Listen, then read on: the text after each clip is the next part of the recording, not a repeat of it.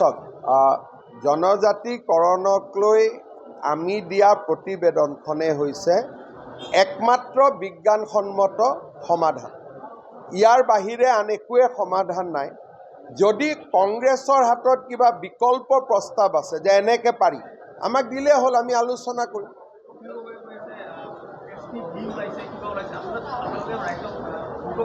নাই, আমি বুৰ্বক বনাইছোঁ বনোৱা নাইতো ৰাইজে চাব। কিন্তু তেওঁৰ প্ৰস্তাৱ কি সেইটোতো তেওঁ দিয়ক।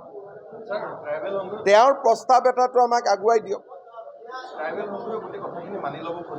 আমিতো ট্ৰাইবেল সংঘই যি বিচাৰিছিল তেওঁলোকৰ লগত আলোচনা কৰি তেওঁলোকে কোৱা কথাখিনিয়েতো আমি প্ৰতিবেদনত সোমাইছোঁ।